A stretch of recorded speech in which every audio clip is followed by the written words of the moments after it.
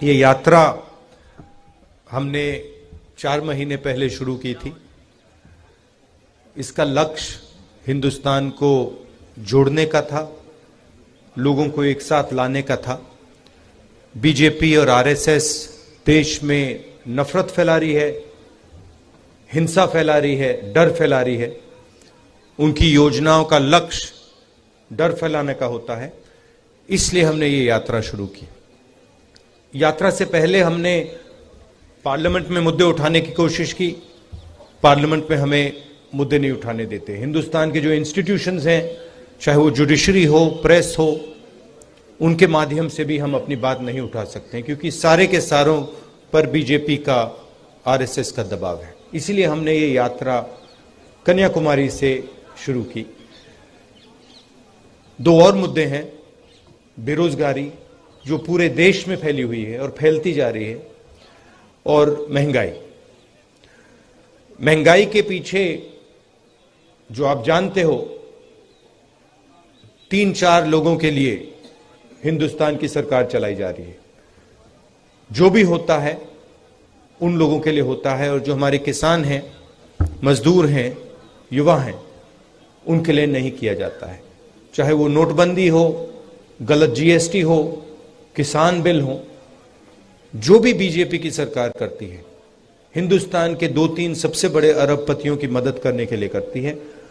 इसीलिए जनता की बात हम उठाएं, और जो जनता के दिल में है उसको हम समझने की कोशिश करें। ईवीएम की बात विपक्ष ने, हमने 2-3 बार करी है, और वो चर्चा चल रही है।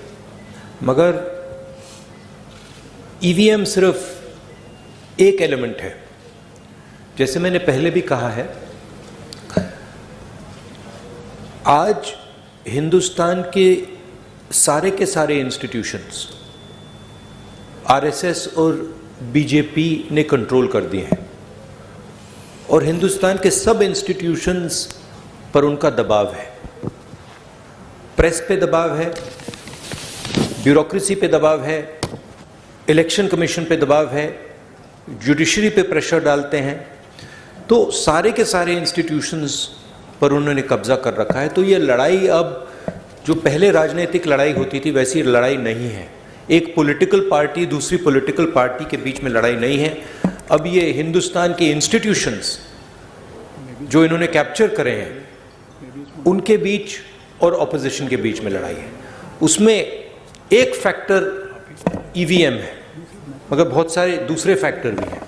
हिंदुस्तान में जो नॉर्मल डेमोक्रेटिक प्रोसेसेस होती हैं, जो बेरोजगारी बढ़ती जा रही है, जो महंगाई बढ़ती जा रही है, और जो इनकम इनइक्वालिटी बढ़ती जा रही है, उसके खिलाफ हमने ये यात्रा शुरू की, और बहुत सफल यात्रा रही है।